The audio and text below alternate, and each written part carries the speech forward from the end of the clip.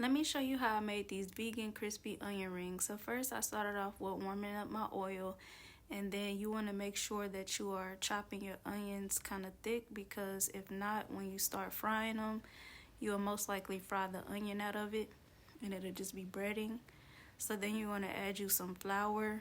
I realized that I needed a bigger bucket, so after that, then I added me some water, and then I added some seasonings.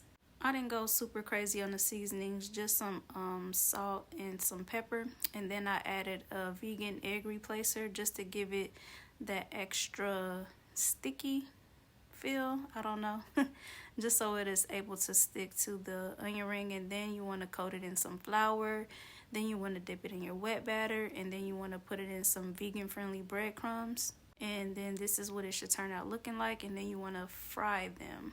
I'm glad I added the vegan egg replacer. It made sure that the breadcrumbs were going to stick, even after they were frying, the breadcrumbs didn't fall off. And y'all, these were so very good. Look how they turned out. And so I paired mine with some maple garlic fried cauliflower, and that's how you make vegan onion rings.